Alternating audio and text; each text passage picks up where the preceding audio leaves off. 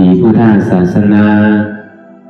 เอามาอะไร2,569 ตัวปีรับใส่ตุลาศักราชจาวันอายุ1,387 ตัวเลิน8 แรม 4 ค่ำปีฮีดวันที่14เลินฮอกปี2เหง25ในปังจ้างตือกรรมปฏิวัติวิปัสสนาภาวนาหันยอดธรรมนัตตานี่บอกกำทนหนึ่งสถานที่วัดพระธาตุซ้อมหนักวานแต่นวานดอมเมืองลังนครเมืองเชียงตุงเป็นตอนการขยามหลังในเช้า4 โมงต่อถึง6 โมงในระยะเวลา2 ชั่วโมงนี่ก็ได้มาบรรยายธรรมะเปิดการปฏิบัติอย่างตั้งเข้าสู่พระนิพพานหอดถึงมาเป็นวันทนศีหลังในเช้านี้ดังสุดนี่ก็เราหนังขาไก่กุดขาขวาทับต่างขาซ้ายก่อนเลยใส่ก่อขาซ้ายทับต่างขาขวาก่อนเลยมือ2 ขอนต่างไว้เหนือตับพยายามนี่ก็ไว้ตัวเอาสื่ออย่าไปเคียงป่อนอย่าไปยานป่อนถ้าว่าเฮาเคียงป่อนมันที่สั่งกันสันพอเฮายานป่อนดีนี่ก็มันสั่งให้ถึงเฮาให้รับให้นอน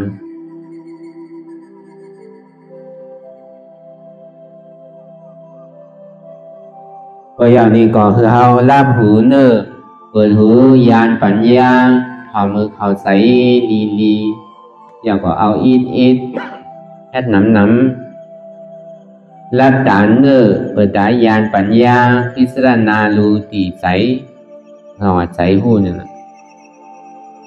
แสนเปิงมีดีใจนั่นน่ะต้องว่าเสียงเตียนเราได้ยินอยู่นั่นหูจักลีได้ซาเนี่ยมันมีดีหูมันมีดีใจตาที่เราได้หันก็เหมือนกันตาหันห่างอันหูห่างลีเจือกแหลมเจือกนี่มันเป็นดีใจเอาหูลังเตียนเราได้เสียวได้โน้มด้วยนั่นลีเลซาเจือกแหลมเจือกนั่นมันมีดีใจอาหารเดียนเราได้กินเข้าไปนั่นมันอันเจือกนี่ก็อันนี้ก็มีดีใจตัวที่อันเราได้สัมผัสที่ได้ตุ่มเตอที่ได้ที่ได้เตอได้หนุ่งได้ไว้ได้หนังได้นอนนั่นนี่ก็อันหุ่นจักรีเดซาเนี่ยมันมีดีใจเราเพราะฉะนั้นพอลายไงมันบาดเจ็บก็คือเราปิดหูนั่นน่ะปิดหูเนี่ยอย่าไปเอาเสียงกลางหลังก็ยาวเสียงปัจจุบันก็ยาวอย่าไปเอาหลองเสียงเตียนเราได้ยินอยู่เปิ่นยองย่อก็ดีเปิ่นเซนเนว่าท่าลาก็ดีอย่าไปเอามาเขาใส่เพราะว่าคือเขาปิดหูนั่นคือเอาปิดตาวันนั้นอย่าไปเอาห่างตั้งหลังอติกาลาปอนมาก็ดีปัจจุบันมือเหลียวก็ดีอนาคตอันที่ถึงนั่นก็ดีอย่าไปเอามาเขาใส่คือตัวใส่อันหนึ่งอันเดียวกันเนี่ยเพราะว่าปิดตาว่าปิดดูหลังนี่ก็เสียวอายเตียนเขาเลยนอมอยู่นั่นบ่าเสียวอายอติกาลาปอนมาก็ดีปัจจุบันนั่นก็ดีอนาคตตั้งนานนั่นนี่ก็ดี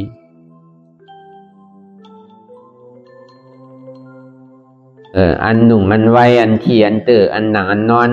สนี่ก็เหมือนกันตั้งหลังป้อนมาก็ดีปัจจุบันพองยามเหลียวนี่ก็ดีอนาคตตั้งนานนี่ก็ดี อย่าไปเอาลองอันนี้มาขอเข้าใจต้องมาคือเขาปิดหูปิดตาปิดหูหลังปิดศพปิดโตอย่าก็เปิดใสปิดอันว่านั้นอย่าไปเอาลองเขียนว่ามามือเศร้านั้น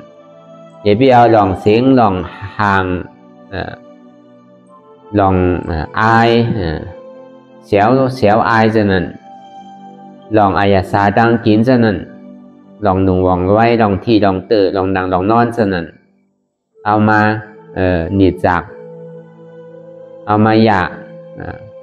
ใส่เท่านั้นจังว่าพอทิ้งใส่อันหนึ่งอันเดียวมันง่ายอันไหนก็ดีตัวไปหมดก็มันหยาบในรอการลงนี่มันไปติดลองเสียงลองห่างลองเสียวอายแล้วก็ลองกินเนี่ยนะลองอยู่ลองนุ่งลองนั่งลองนอนฉะนั้นมันไปติดอันนั้นเพราะฉะนั้นตามมันที่เข้ามาติดใส่นี่ก็ง่ายมันทิ้งหยาบแต่ที่ให้ถึงใส่เฮานิ่มได้นิ่มง่ายเพราะฉะนั้นเฮาพาวางอันตีอันเฮายามอยู่ยามเศร้าหอเฮาเฮินเฮาจะนี่ที่อยู่อันเฮามืดเฮาเกยมันอยู่ในหึงพอมานั่งภาวนานี่ก็กำยินเสียงไตเสียงเหนือมายินเสียงกรกกระดักมานี่ของไข่ปอแปดตามันที่เต็มปอมไข่มีตาที่แฮดไรเนี่ยแต่เพราะฉะนั้นมันมีอันยากเก้าน้ำหนักอันที่อยู่ที่เศร้าของเฮานั่นเพราะฉะนั้นอันเฮาไหลมาสร้างปฏิวัติวิปัสสนากันนั่นนี่ก็นี่นอนนี่ก็หัวมันที่ไรนอนยาไปอีกลองนำนี่ก็มันก็ติ้มเต็มโทนลองกินนี่ก็มันติ้มบอกให้เหมือนใจเซ็งเพราะฉะนั้นคือเฮาพอไรตื่นหูตัวไว้อยู่เสียนั่นน่ะพออยู่เฮือนเฮาเด็กก็เฮานอนพาอ่อนนอนอ่อนก็ได้พอมันใหม่มานี่ก็เฮาเปิดพัดลมเปิดแอร์นี่ก็ได้ลงก้อยกะเฮามาปฏิวัติยาวนี่ก็พระพุทธเจ้า บัญญัติไว้ว่าอย่าไปกินน้ำก็ไหว้วันเดียวก็อย่าไปกินนั่นอีแต่พอเปลี่ยนอะไรเดี๋ยวกินไว้ในหนึ่งตาแคนดี้นั่นก็สร้างเนี่ยพอกินน้ำนั่นตารับผลน้ำให้รับให้นอนนิดพอเฮากินเจนี่แต่ก็กินต่อเต้คือขันเท้าเนี่ยอยู่ต่อไปไหนพอเห็นสิ่งนั้นนี่ก็ตารับตานอนเอาก็ให้มีเอามาเฮ็ดมาหนังอถูกภาวนานี่ก็หอมไข่รับไข่นอนพอหอมไข่รับไข่นอนนี่ก็ปัญญานี่มันที่เกิดขึ้นแต่ที่ตัดกิเลสอะไรนั่นน่ะเขื่อนมันขึ้นกาบขึ้นปันในเมืองสังกวยาวในเมืองอเมริกันเมืองเคเมืองรัสเซียเมืองเดียนเปิ่นมีเขื่อนกัดแขนเขื่อนยิงกันนั่นปราวันูสนั่นแต่ที่มาตัดกิเลสเนี่ยมันเป็นอะไรเขื่อนมันขึ้นกาบคือก็เขื่อนหลักหนักอันอยู่ในเมืองสวรรค์จันฝ่าเพราะฉะนั้นก็แต่ที่มาตัดแปดกิเลสนี่ก็ไม่ไรเครื่องหลังหนักอันอยู่ที่เมืองพร้อมหลูป้าพร้อมมาหลูป้าพร้อมมาตั้งแต่ปฐมสารตุติยสารตติยสารจตุธาสารเกินไปถึงเนสัญญานาสัญญายตนาบนนั้น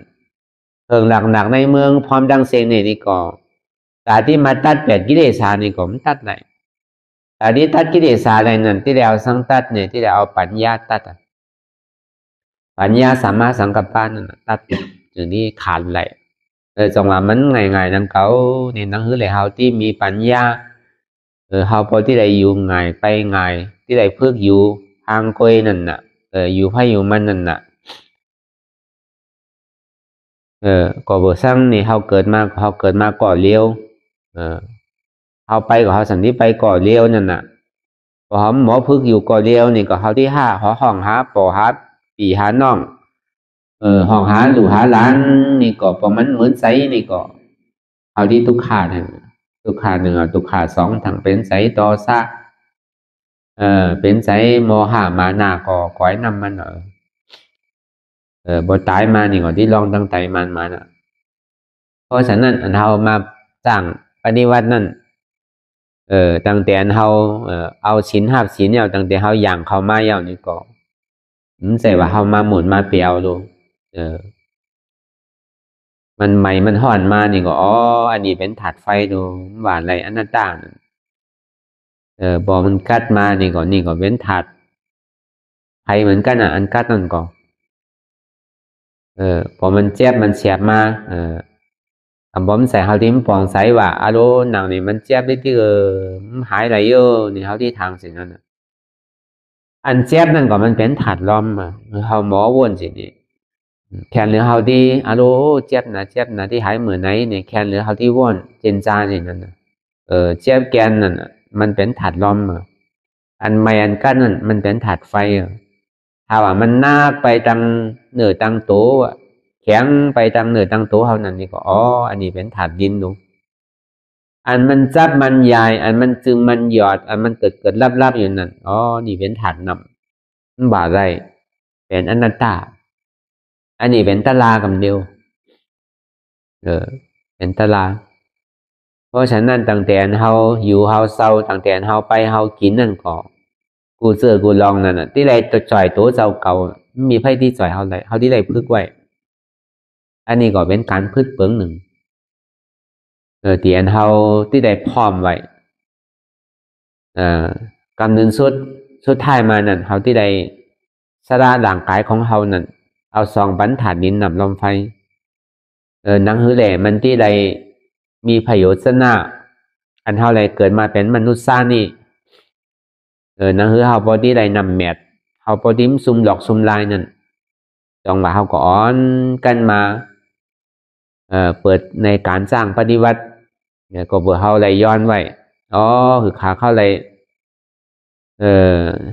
พานิพานคือได้ถึงนิพพานเสกรรมคาเนี่ยนะพอเฮาไรดูได้ต้านเฮาย้อนไว้เนาะ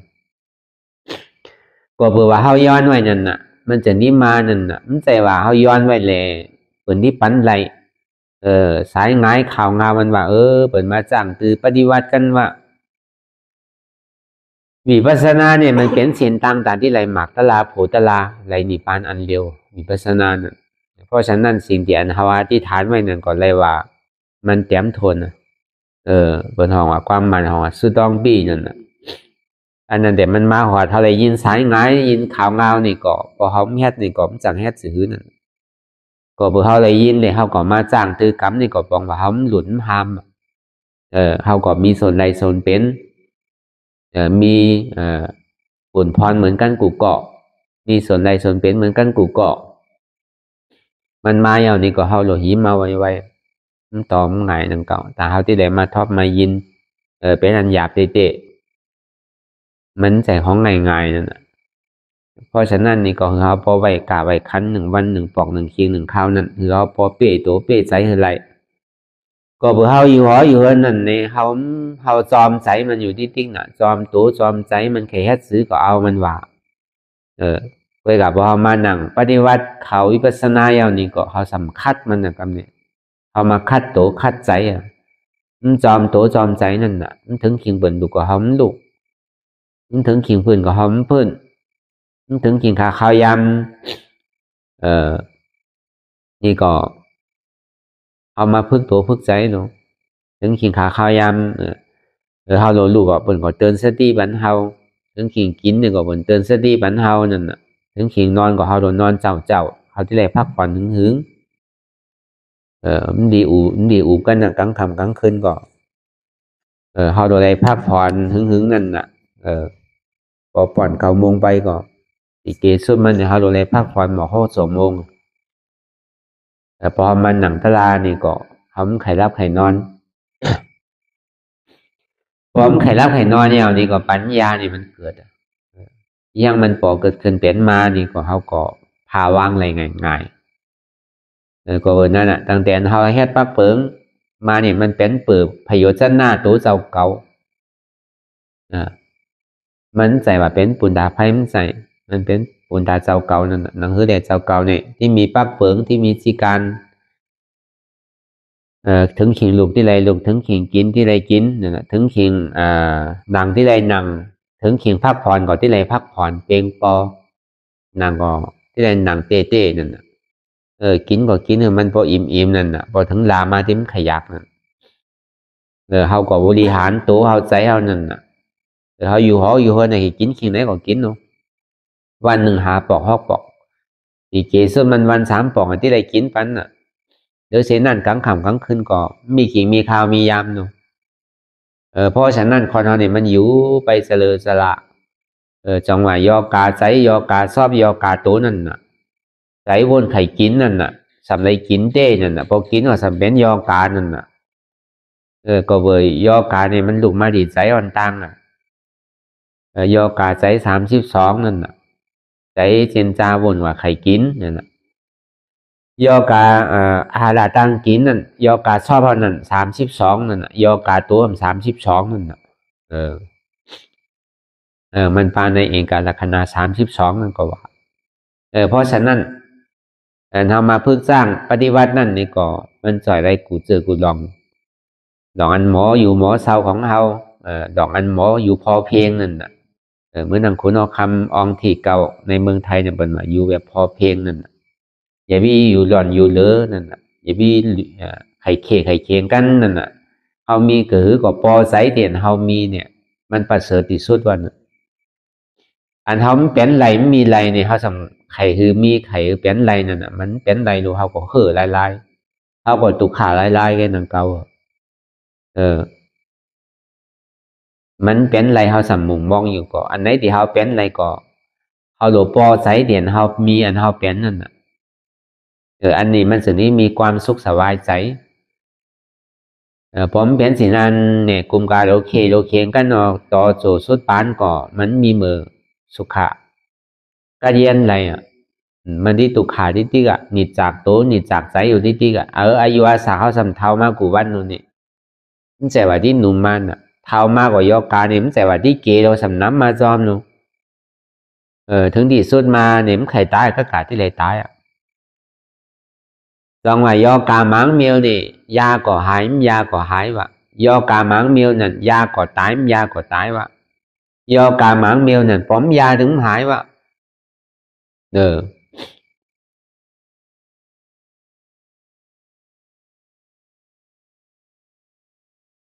มันเราเอายอกาที่อันป้อมยานี่มันหายนี่เป็นยอกากิเลสาเนี่ยมันบ่หายบอกว่าป้อมยามันเมื่อเรากินยาแก้ขมนั่นน่ะต้องมันแจ๊บเนี่ยเรากินยาแก้ขมนั่นเมื่อกินนี่มันขมพอมันอยู่ไปก็ต้องแจ๊บนี่ก็ไปหายไปลอยๆเมื่อกินนี่ขมพอมันต้องลองไปในตองก่อนมันก็หายไปเหมือนนั้นเหมือนสินั้นอันทำมาหนังตลาเนี่ยก็เหมือนลุงเงามันทำพูดแต่ก็แจ๊บดูพอเขาหมอไว้วางใส่มานี่ก็มันก็หายนั่นเขาแจ๊บนั่นมันแต่ว่าแจ๊บนี่มันที่มีเว้นขืบอยู่โดยดีมันแต่ว่ามันที่มีเว้นศอกแจ๊บนั่นมันแต่ว่ามันที่มีเป็นวามันแต่ว่ามันที่มีเป็นลักมันใส่มันเกิดแล้วรับที่กำก่อแจ๊บไว้กำก่อเสียไว้กำก่อไม้ไว้กำก่อแกนเนี่ยอันมันแจ๊บแกนตรงตอนเนี้ยซานนั่นน่ะมันเป็นตุขาน่ะตุขาสัจจะ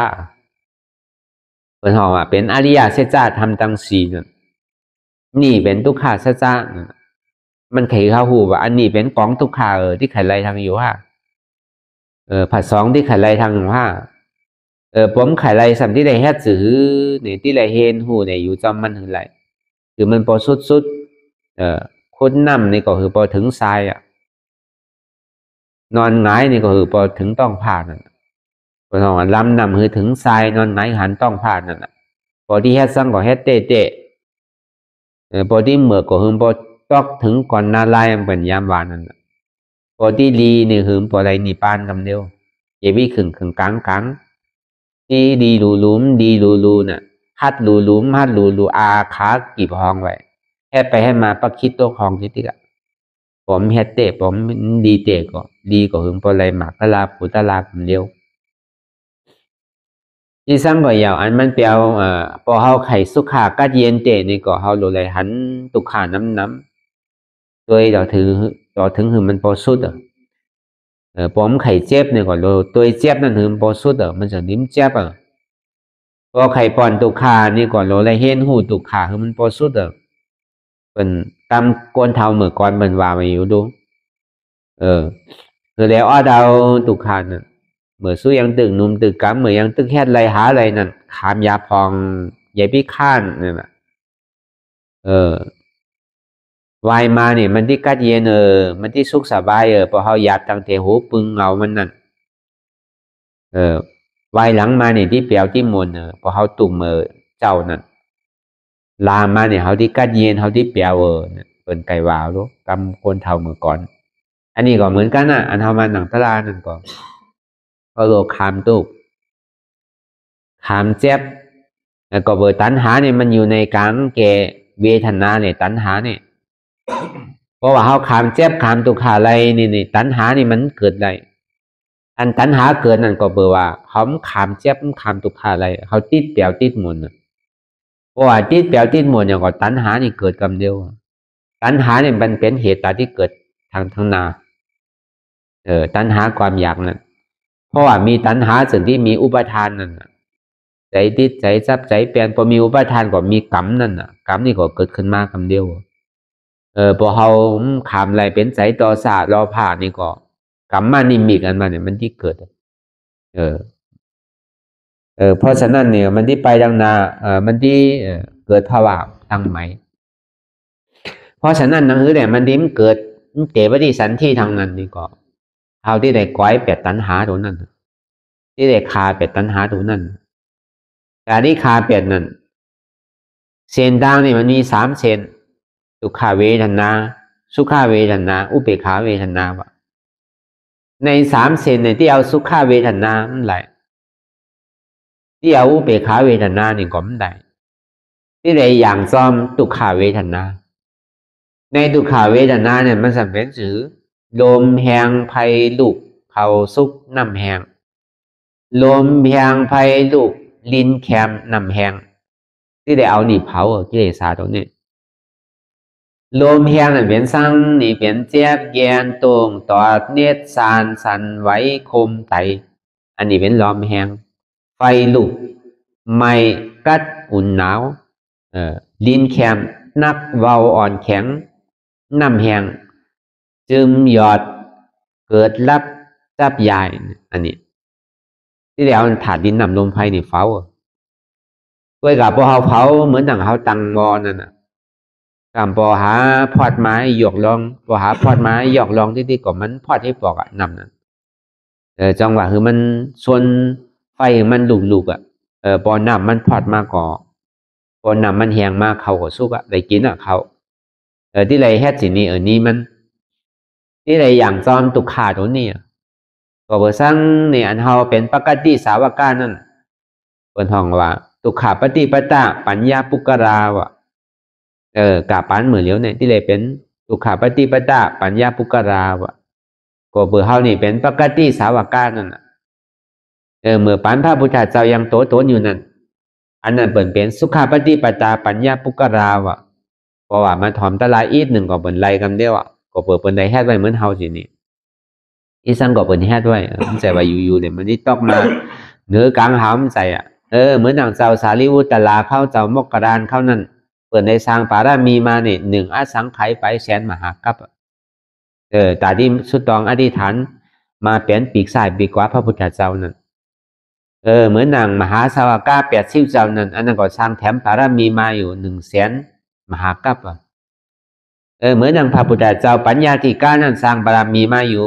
4 อสังไขยไปแสนมหากัปเหมือนดังปัญญาธิกาพระเป็นเจ้าสัทธาธิกาพระพุทธเจ้านั้นอันนั้นก็สำเร็จทางแถมบารมี8 อสังไขยไปแสนมหากัป16 อสังไขยไปแสนมหากัปอันนี้ก็เหมือนมีบารมีเนี่ยสร้างมาเนาะเหมือนเฮาเนี่ยก็มันโลบารมีนั่นปกติสาวกานั้นโลบารมีโลคัดใจเฮ็ดตลาดติ๊กวันหนึ่งมันที่ไรพอเขาแฮตเต้ก็มันเหลือเท่าไรแห้งก็ยาวพอแฮตเต้ก็ถึงที่ว่าง่ายก็ง่ายอยู่พอเขาแฮตมันแฮตเต้ไว้ใจลีงามเขาเอาเขาใจลีนี่ก็มันหยาบสั่งง่ายแค่หยาบนางเขาว่าพอเขาแฮตเต้แฮตผ่องสนะเหมือนนางอาขากี่พองไว้นั่นโกหลูสนั่นอันนั้นก็ง่ายนางเขาว่าผมแฮตเต้ก็ พอเฮ็ดเต้ก็ง่ายอยู่อ่ะจังว่ามันมีที่เฮาเข้าใจไว้นำเก่ายังก็ยาวพอหอมเข้าใจนี่เฮ็ดซังมันปลาใจนี่ก็ตามมันที่ออกมันมีตามมันที่ขึ้นใหญ่มันมีเฮาเฮ็ดต่างกาต่างขายเฮ็ดไร่เฮ็ดสวนเฮ็ดนาก็เหมือนกันอ่ะพอหอมฮู้หลองนานี่ก็หอมได้เฮาก็ได้กินข้าวนั่นน่ะพอหอมฮู้หลองสวนนี่ก็เฮาก็ได้กินผักนั่นน่ะพอหอมลองฮู้หลองกาหลองขายนี่ก็หอมได้หมากมีลีเปลี่ยนเหมือนเปิ้นนั่นน่ะเหมือนเฮากะหมากใหม่หมากสั่งก็ดีเฮากะขายสั่งก็ดีเฮาก็เข้าใจปลาใจเฮาหมออูหมอดาดหมอจ๋าซื้อมาขายไปซื้อปอขายกาก้อยกาบ่ดีก็มันดีเนาะพอไปกินน้ำแบนเป็นครึ่งก็มันก็มันดีอ่ะกินตาลมันก็บ่เราผ่านน้ำก็ตุกขาดน้ำไงเหมือนเฮาเฮ็ดไร่เฮ็ดสวนนั่นก็เหมือนกันน่ะเฮาเฮ็ดนานี่ก็เฮาโลไถนี่น่ะเฮาโลหวานเฮาโลกาบ่กาโลหวานบ่เอาน้ำใส่น้ำเก่าปีก็โลลีน้ำกลางปีก็โลลีเนี่ยฝนเก้าปีก็โลลีฝนกลางปีก็โลลีฝนปลายปีก็ลีนาก็สำลีเจอพันธุ์มันก็สำลีนี่ก็นานี่มันถึงไหลเข้าน้ำอ่ะที่เฮ็ดซื้อเลยเฮาที่ไหลเข้าน้ำนี่ก็พอเป็นชาวนานี่ก็ที่ฮู้เหมือนกันน่ะอันนี้พอเฮาปลาใช้เฮ็ดการตลาดนี่ก็เหมือนกันนั่นก็เหมือนเฮาเฮ็ดนาเฮาก็ที่ไหลเข้าพอเฮาปลาใช้หลองตลาดนี่เหมือนเฮาเฮ็ดสวนน่ะเฮาก็ที่ไหลพักพอเฮาปลาใช้ตลาดเหมือนเฮากะเฮาขายเฮาก็ที่ไหลหมักมีลีเปลี่ยนอีสังก็มันก็มีเดียนเฮาเข้าใจยอนี่สอมนสิการะนั่นน่ะเฮาที่ไหลปลาใช้เข้าใจที่การนั้นเฮาเฮ็ดว่าเปิดจะที่ห้องว่าเฮานั่งตลาดอยู่เหมือนเดี๋ยวนี้เปิ้นบอกว่าภาวนากิจจาวะภาวนากิจวะทัศนากิจวะปหานากิจวะสาสีกรณากิจวะการที่เฮาเฮ็ดอยู่เหมือนเดี๋ยวนี้เปิ้นฮ้องว่าภาวนากิจวะนั่งหลับตาเปิดตาญาณปัญญาพิจารณารู้ตั้งแต่จิโกต่อไปจิตนี่เปิ้นว่านั่งหลับตาภาวนานี่มันเป็นภาวนากิจว่านั่นกิจการนี่เป็นกิจการตาที่นั่งภาวนาวะก้อยกับการที่เราเฮ็ดอยู่เหมือนเดียวนี่เฮ็ดการปุนตาที่มีการแทงวะพอการเฮาเหยาก็เมียวะการที่เฮ็ดนั่นจังว่าพระอรหันต์เขาเนี่ยพระปัจเจกเจ้าเขาเนี่ยพระสัมมาสัมพุทธเจ้าเขานั่นเปิ้นมีการโดยเฮ็ดเอาอันเฮ็ดอยู่เนี่ยมันเป็นกิริยามันแก่กุโสก็โลอะอกุโสก็แข็งไกอ่ะเนี่ยเปิ้นฮ้องว่ากิจว่าคนเอาในหลวงล้อการนั่นอันว่าไม่มีการนี่ไม่มีหรอกตั้งแต่หูกรรมมาถึงเหมือนเลี้ยวก็ยังถึงมีการอยู่อ่ะตอนนี้ถึงตายก็ถึงมีการอยู่อ่ะตายไปยาวก็โดนไปเหตุการณ์ทางอยู่อ่ะมันยาวให้ปอกโลการนั่นการพุทธุศาสนาว่านั่นมันหนาหรือแผ่นดินเมืองอันหนากว่า240,000 โยชนาเนี่ยเป็นพุทธุศาสนามันเหหับตับไว้อนัตตานั่น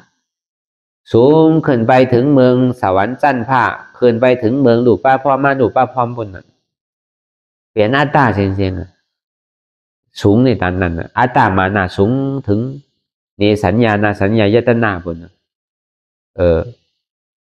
อัตตาเนี่ยที่สำรองแต้มลงไปถึงมหาอเวสีบนแผ่นดินเมืองอันหนา240,000 โยชนาเนี่ยมันหนาแต่นั้นพุทธุศาสนาวันนั้นหนาว่ะ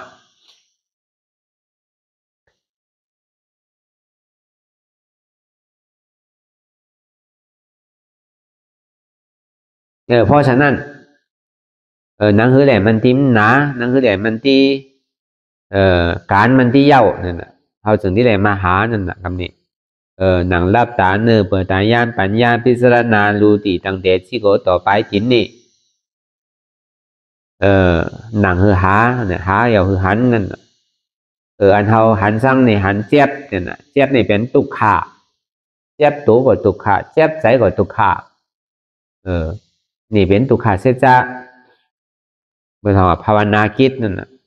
พอหอมหนังตัวหอมหันเตะตัวกับพอเสียบมานี่ใจนี่นิ่มมาพอมันเสียบนี่ใจมันนิ่มกำบอมไข่ลับกับกำหัวใจก็ปิ้วไปจังนี้จังนาพอไข่ใจนิ่มนี่ก็อย่าพิโกเสียบอย่าพิโกตุกขา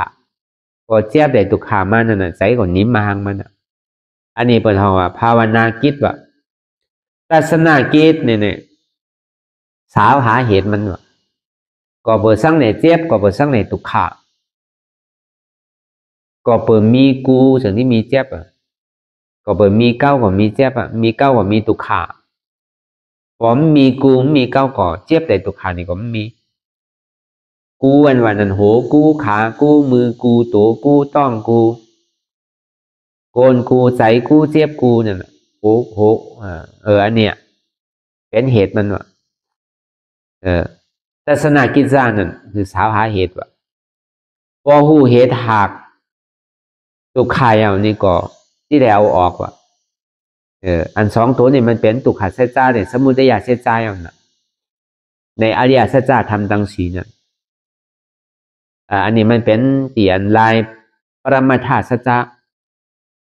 พอหาก็หันคำเดียวมันโดดไปเป็นเดือนเป็นปีหอมพอไข่ยุ่งอันเป็นว่าจาติตุขาจาราตุขาพยาธิปีตุขามรณาปีตุขานั่นสมุทัยเราผ่าต่อสามโมหะมานาทิฏฐิวิจิกิจากุกุจาฮิริออดปานมันน้ำหนาหอมปอปองใสความดังใส่ออกทางขวาอันเอามาหนังนี่เขาหันคำเดียวมันโดดไปขิงไปข้าวไปย้ำโดดไปเท้าไปเกะพอหนังก็หันอันเจ็บอันตุกขาอันเจ็บอันเสียอันไม่อันแก่นั่นมันเป็นตุกขานั่นเป็นตุกขาเสจ้าตัวสมุทัยเสจ้านั่นในเป็นหัวกู้ขากู้มือกู้ตัวกู้ใส่กู้เจ็บกู้เนี่ยอันเนี้ยตัวสมุทัยเสจ้ามากาเสจ้านั่นเป็นสร้างเนี่ยมีหัวมีขามีมือมีตัวมีใส่มีเจ็บปอมีมันโดดเจ็บก็ว่ามันเป็นของเก่าเตะก็เป็นของกูเตะก็เป็นขากูเอวกูเตะเอาโดสั่งอะไรดูอย่าพี่เจ็บแน่หึงหนังหึงกัดเย็นอย่าพี่ก้อนอย่าพี่คืนอย่าพี่เมยอย่าพี่ไม่พี่กัดอย่าพี่นักพี่แข็งแน่หึงกัดเย็นเปรียวหมุนดูโดสั่งอะไรกำเลี้ยวเพราะว่ามันเปลี่ยนไปไม่ได้นั่นก็เปิดสร้างเนี่ยเปลี่ยนไปไม่ได้ก็เปิดมันใจของเฮานั่นมันเป็นสภาวะอยู่อันหนึ่งสภาพอยู่เนี่ยมันเกิดรับเป็นดูนั่นน่ะเป็นห้องว่าสันตดีนั่นน่ะสืบเป็นสืบดูที่ก็มันอยู่ที่เก่าถาดดินน้ำลมไฟมันไปที่ก็เนี่ยเป็นห้องว่าเป็นยุคถาดเพราะว่ามันเป็นใจเฮานี่สัมเป็นสั่งเนี่ยเป็นนามถาดว่ะแจ๊บแกนตรงตอดนี่สันไว้คอมไตเป็นถาดลมอันไม่กัดอุ่นหนาวเป็นถาดไฟอันนักร้อนแข็งเป็นถาดลิ้นอันจับใหญ่จึงอย่าเป็นดูนี่เป็นถาดนำใจอันว่านี่มันมีเป็นนามธรรมแกกูเจ็บกูเสียบกูไม่กูแกนกูเหลือออกเหลือใจนะก็เปิดกูนี่ปีป่อนกูเด็ดเจ็บก็เปิดเข้ากูสำยอมป่อนกูจังที่เจ็บนี่ก็จังมีก็เปิดกูนี่มันเท้าป่อนกูเจ็บก็เปิดกูนี่นุ่มป่อนทำเจ็บถามโดยคนนุ่มเขาก็เจ็บเหมือนกันนั่นนั่นแต่ว่าคนเท้าไงถามโดยผู้ชายเขาก็เจ็บเหมือนกันผู้หญิงก็เจ็บผู้ชายก็เจ็บเจ้าสางเขาสามารถเนียนเขาก็เจ็บนั่นจู่เจ้าเขาก็เจ็บมีไพ่มันเจ็บเหมือนกันกูกอกไปกามันที่ออดไหลมันออดไหลที่ขามไหลมันขามไหลหมอไว้วางใส่ห้ามหมอไว้วางใส่อันเนี้ยเป็นอันไอ้ใหญ่เป็นอันคอลำลองมันเตะมันมีที่เฮาปองใส่เลยเฮาหมอเยินหมอออดเอาหนังไงเจ็บเนี่ยเจ็บเหมือนกันเสียงอันนั้นกูอันว่านี่มันมีอันเจ็บอันว่านี่มันมีนั่นมันมีสัมเป็นสร้างแต่เป็นเวทนาถาดของเวทนาอันหมอหู้หมอวางเลยตั้งหม้อตั้งปึกตั้งเสียงตีอันว่ามันมาดีโตก็ว่าใจโตกูมาดีใจก็ว่าใจกูมาดีเจ็บนี่ก็เจ็บนี่ก็ว่าใจกูมันเป็นอนัตตาอันหมอปองเสียงเลี้ยงใสเหล่หมอว้วนหมอวางหมอหันหมอวางซอมเหมือนสินี่เป็นห้องว่าธรรมาถาดว่ะเป็นห้องว่าถาดธรรมว่ะถาดตราว่ะอันทำไมให้ตราเนี่ยปองว่าเอามาพึกเอาถาดมันว่ะตาดีตึกต่อใส่รูปถาดน้ำถาดเวทนาถาดนั่นรูปบ้าทำนามาทำเวทนาทำนั่นเอาทำสับกอกออกทำว่ะ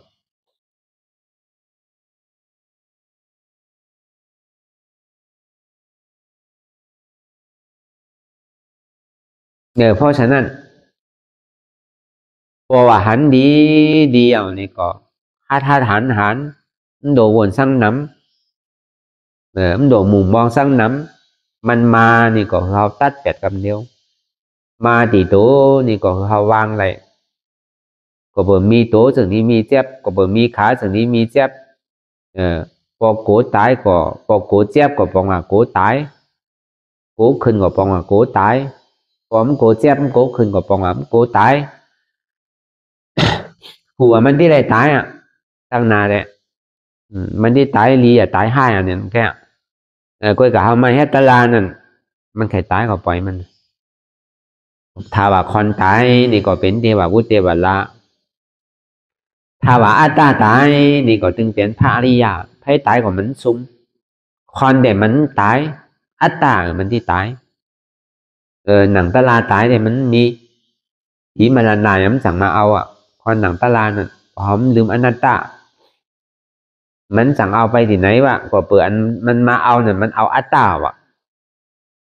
มันมาเหมือนนั่นวะผีมาลานานั่นพอยังตึกแฮตตลาอยู่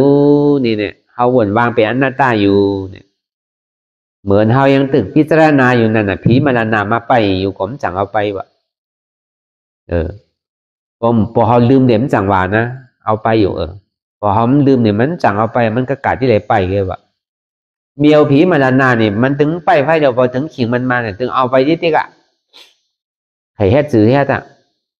โดยกับพอเขาลืมตลามลืมทำเนี่ยมันสั่งเฮ็ดสื่อก็กาเลยไปพัตูบนอ่ะมันสั่งเขามาเติมตอนนั้นเนี่ยพอเขาปองเชียงเลี้ยงใสเนี่ยก็นี่พอหันเหตุมันดีๆก็เหตุมันออกเนี่ยเปิดห้องสั่งนี่ห้องว่าประหารหน้าคิดว่าประหารแปดนั่นน่ะห้องตัดแปดคาแปดนั่นน่ะอันตาที่ตัดแปดคาแปดนั่นเป็นสั่งนี่เป็นสัมมาสังกัปปะนั่นน่ะสัมมาสังกัปปะเป็นสั่งเป็นอนัตตาเบาใจเราเบาใจของเรานั่นน่ะเบามีเปิ่นเบามีเฮาเบามีเข้าเบามีเก้าพอไปเจนจาบนหลองเปิ่นนี่ก็มีอนัตตาพอไปเจนจาหลองเข้านั่นนี่ก็เข้านั่นก็มีอนัตตาพอมาเจนจาหลองเฮานี่ก็มีอนัตตาพอมาเจนจาหลอง